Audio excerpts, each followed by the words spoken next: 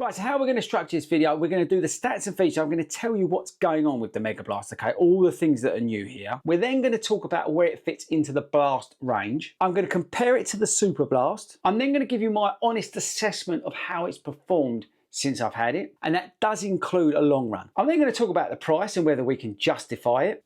And then we're going to wrap it all up at the end, and I'm going to let you know whether you should be trying to buy this on September the 1st. Got all that? Good. Make sure you hit that subscribe button before you carry on with the rest of this video. Okay, team, so Megablast. Now, like I said, stats and features first. Okay, so the Megablast is going to cost you $225 on September the 1st when it goes on sale. The shoe features the new Flight Foam Turbo Square, which is this aliphatic TPU foam. This is a new compound that runs the full length of the shoe, and this shoe does not have a plate. This foam is said to be 33% bouncier than the turbo foam and 10% softer. We've got ASICS grip on the outsole. The shoe features an engineered woven upper. Now the weight of this shoe is quite impressive. It's coming in at about 250 grams in my UK 9.5, and this shoe fits true to size. Let's take a closer look. So here's our brand new aliphatic TPU foam. It's Flight Foam Turbo Plus. No, not Plus, Square. It says 2 on here, but that is an indication that it's squared. Now, as I said, that's full length, okay? And again, this does not feature a plate. Big old stack in the heel, 45mm. Here's our woven mesh upper, which is actually better than I thought it would be. Here's the laces that are the excellent ones from the racing shoes. We've got a pull tab on the back. ASICS grip on the outsole, which is great. As you can see, we've got a very wide platform, and I'll come on to that. Racy feel tongue, decent amount of foam in here, and that adds to the comfort of the shoe. It does feel light in hand, and I'm still not convinced whether I like this colorway or not, but at the moment, I think I like it. Right, so now let's get into the lineup. Now, we are doing a video on the full lineup of the Blast range, okay? Which will feature like the versablast, the dynablast, and those sort of other shoes. But they're more the budget ones, and we'll do a video on that. Then you've got the Nova Blast 5, which is the sort of everyday trainer. Flight Foam Blast Max in here, and this is your running shoe that can do it all. Then you've got the Sonic Blast, which is a super trainer, and there is a review coming on the channel on this shoe. Now, this also features the new foam, the Flight Foam Turbo 2 squared, whatever you want to call it, the aliphatic TPU, but we've also got down here the Max, all right? But in this shoe is a P-Bax plate. I don't know if you can see that, it's better underneath, but we've got a P-Bax plate in here. So this is your super trainer, okay? This can do all your daily miles as well, but you can also do your speedier stuff and take this into race day. Then you've got the Superblast, the long run machine that you could also take into race day. This thing is unbelievable and has been the best running shoe, well, period. But this has been their sort of long run into race day shoe. Then at the top of the pile, you've got the Megablast, which is basically, I would say, a combination of all three.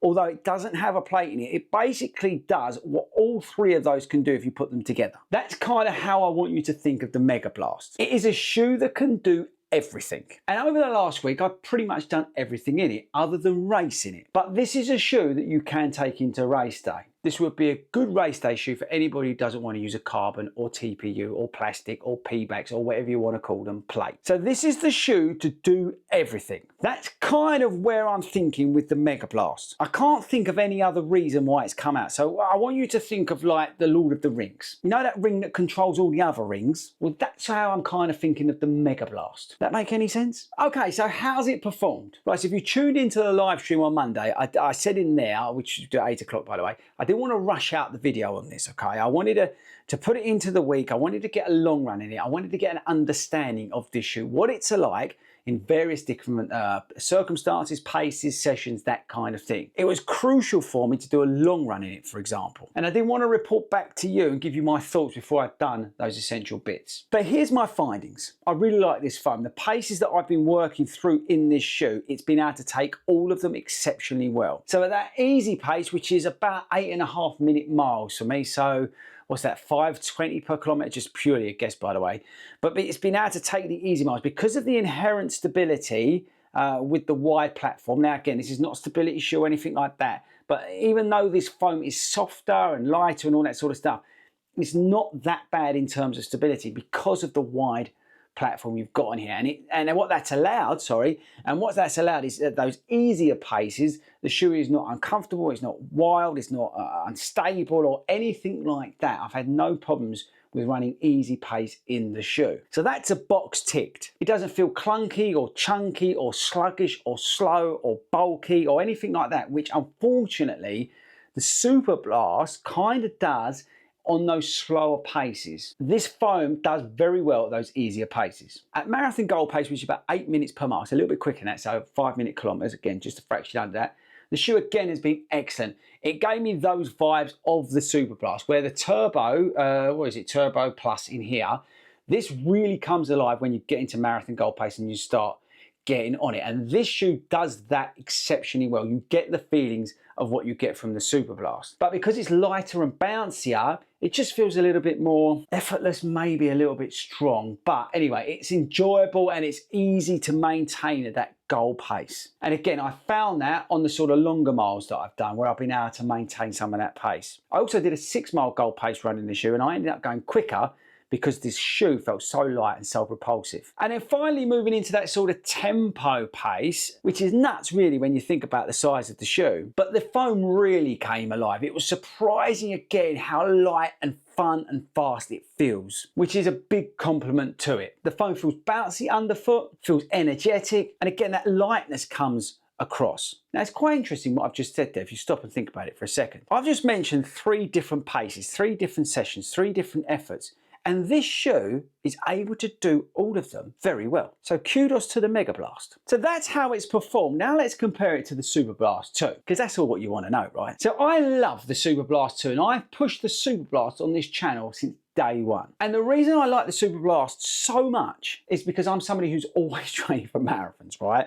I'm always in a training block, and the Superblast is that one shoe that can do it all pretty much. Now it is let down at those slower paces. Like I said, it is a bit clunky, it's a little bit hard to get going, it's a little bit sort of noisy and yeah, just a little bit clunky. It's not your best friend at those slower paces. But where this comes alive is at holding goal pace or holding that marathon pace or even the half marathon pace in those longer efforts. This is the best long run shoe that I've ever run in. You can just hold those efforts so easy, and I think anybody who's running the Superblast or Superblast 2 will know exactly what I mean. Now just comparing the two in terms of what we've got, there's the 2 uppers, there's your outsoles, and there's the widths, yeah? There's the different profiles of the shoe, there's the toe boxes and the laces. Now what I would say is the Megablast takes all the good bits from the Superblast, but then adds in the other bits. Like I said, the easy pace is not as clunky and chunky and as cumbersome. It's definitely a lot more bouncy at those slower speeds. And whilst you can pick up the pace in the Superblast too, it does feel a little bit easier in the Megablast. And that's probably the best way to describe it again. This can do what the Superblast 2 can do, but it can do the other bits that I've mentioned as well. Now the other key talking point is the price. Now sitting here today, I don't have the UK price. I didn't get a tech sheet from ASICS, right? So I don't have the UK price, but this will be more expensive than the Superblast. Now the Superblast is £195.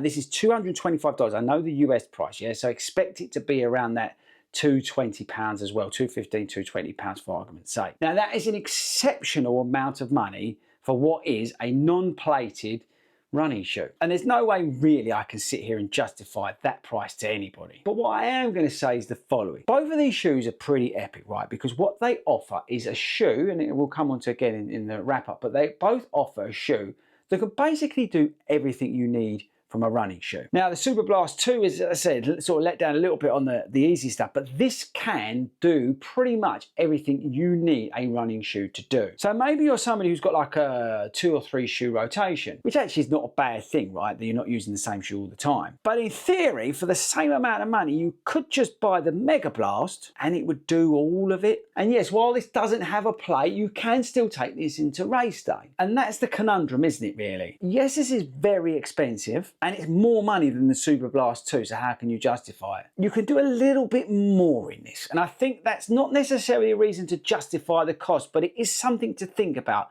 It's interesting. I'm going to give you a very good example. My friend Simon, right, he's lived in the Superblast 1 and 2s basically since they come out. He famously had one pair of Superblasts that done about 500, 600 miles in them. It's the only pair of shoes that he has. Now he's currently training for the New York City Marathon, and he is training all the time in the Superblast. He doesn't mind spending £200 on one shoe because he literally can do everything in it. He takes the shoe into race day, he does his long runs in it, he does his easy miles in it. So in his mind, he can invest that £200 in the Superblast because he's able to do everything in it. Now what the Megablast does, it just gives you that option to be able to do the other things that the Superblast 2 slightly fell down on. And again, this has been the best running shoe period, right? But the Megablast with the new foam that's bouncier and softer and obviously lighter, it just feels a little bit better doing those other things that I mentioned. Again, the out and out pace work, or like I said, the easy work. So it just offers that bridge between the two. And also, like I said, you could take this into race day. Although it's not got a plate, I don't think necessarily that's a bad thing. Maybe you're using a race as a tune-up race for your A race, right? You could rock these out and you could comfortably set about whatever goal you had for that race, and you wouldn't be in a plate. So when I sit back and think about the Megablast, that's kind of where I'm at with it. It's performed exceptionally well this week. I've genuinely been surprised how good this foam is. And I must give ASICS kudos because their current crop of shoes is phenomenal. I'm really liking the Sonic Blast as well. Their race day shoes are brilliant, and even the Glide Ride Max has actually surprised me, and I'll come back to you on that. So look, this thing's going to sell out on September the 1st. I'm telling you now, right? And there's no way, again, I can sit here and justify to you that you need to go and spend $225 on a running shoe. That's nuts. But what I would say is it takes all the good bits from the Superblast 2, the versatility of the Nova Blast, the training elements of the Sonic Blast, and it puts it all into one package. Now it's up to you whether you need one shoe to do all of those things, or whether you prefer to have the 3 shoes or however many you want in your rotation. And I think that's what it will come down to, and whether you'll be able to get them. So there we go. That's my thoughts on the Megablast. Let me know in the comments if I've missed a topic that needs to be addressed. I'm very happy, even on a Monday on the live stream at 8 o'clock. Come on there and we can talk about the Megablast. I'll give you my thoughts. So if I've missed out a key element that you feel I need to talk about, let me know in the comments or come onto the live stream at 8 o'clock. I was very lucky. I was sent this shoe by the guys from ASICS, right? So I didn't have to part with that hard-earned $225. But what I would say to you is, if I had to fork out the money, I probably would, to be honest with you. I think there's enough here for me to justify it, because what I do as a runner, I'm running 40 miles plus a week. I'm training for multiple races. So I'm looking for shoes that can do a lot of stuff. Versatile shoes that make me also feel like an absolute hero when I'm out there. I love the lightness of this shoe. I love the foam in this shoe. I love the inherent stability of the shoe. I love the lockdown and the laces. And I don't mind the way it looks. And that's enough reason for me to shell out the money if I was going to do it. But again, I'm not telling you to do it, because $225 or wherever it is in UK is a hell of a lot of money. So that's my thoughts on the Megablast. We will have a Sonic Blast video coming soon. If you have found this video useful, please hit that subscribe button. We're so close to 22 million subscribers. I'd really appreciate it if you hit that subscribe button. But that's it, team. I shall catch you all in the comments.